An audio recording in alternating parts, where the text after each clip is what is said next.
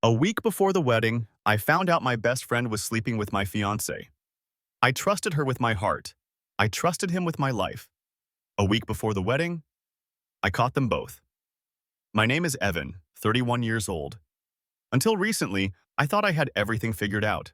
Dream job, beautiful fiancée, and my best friend Tom standing beside me as my best man.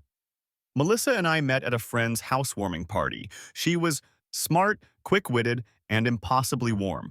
The kind of woman who made you feel like the only person in the room. We hit it off instantly. 6 months later, we moved in together. A year after that, I proposed. She cried, said yes, called her mom before I even put the ring box down. Tom? He's been in my life since kindergarten. We built tree houses together, lied for each other in high school, and stood at each other's sides through breakups, funerals, and job losses. He was more than a friend. He was a brother. There wasn't a single person I trusted more, which is why I asked him to be my best man. The three of us were close. Too close, maybe. They joked, laughed, and shared music and inside jokes. I thought it was harmless. Tom was practically family. If anything, I felt lucky. Lucky that the two most important people in my life got along so well. But then, little things started piling up. Melissa was smiling at her phone when I wasn't near. Tom being around a bit too often when I wasn't home. Inside jokes that didn't include me. One night, I walked into the kitchen, and they both went quiet. Too quiet.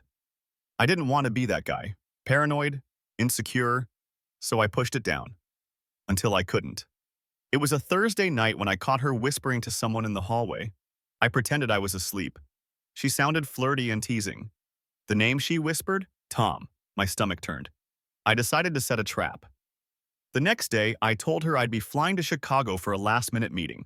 I even booked a fake flight so it would show up in my calendar. Instead, I drove to a motel 20 minutes away and waited. At 7:42 p.m., I turned on the home security app and saw Tom's car pull into the driveway. I didn't hesitate. I drove straight home, parked 2 streets away, and walked the last block. At first, the house was silent. Then I heard her laugh. I moved quietly, every step heavier than the last.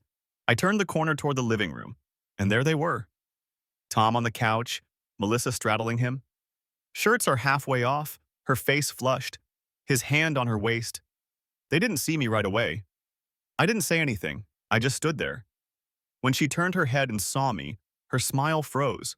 She scrambled off him. Tom looked like someone had slapped him. "Evan," she started, breathless. "Don't," I said. He stood up. "Man, I can explain." "No, you can't. You really can't." The air was thick, all three of us frozen in time. "I trusted you," I said, looking at Tom. "You were supposed to stand next to me in a week. You've stood next to me my whole life." He opened his mouth, closed it. Melissa reached out. "Please, Evan, it wasn't serious. It just happened." I laughed, hollow and sharp. "It happened?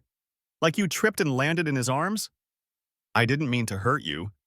"But you did, and the worst part, I felt it. I knew something was off. I just didn't want to believe it because I loved you. And I loved him like family." Tom stepped forward. "It was a mistake. We were drunk. It didn't mean—" "No," I snapped. "Don't you dare try to wrap this in excuses. You don't accidentally betray someone like that." I walked out. Didn't slam the door, didn't scream. I packed a bag that night, texted my parents, called off the wedding the next day. The days after were a blur. Friends called, confused. Some took sides. Most just backed away, unsure what to say. I moved in with my cousin for a while just to clear my head. I turned off social media, stopped answering messages. I didn't hear from either of them for a week. Then came the messages. "Melissa, I know I messed up. Please don't throw everything away." Tom, "I screwed up. You're my brother. I was stupid." I ignored them both. 2 months later, I heard through a mutual friend that Melissa had moved out of our apartment, that she was trying to get back with her ex, the same guy she left before me. And Tom? Word got around that she cheated on him too. With some guy she met at a bar. Drunk. Again. Go figure. I read a comment online once. It said, "Someone who cheats once will always cheat again. It's not about who they're with, it's about who they are." Maybe that's true.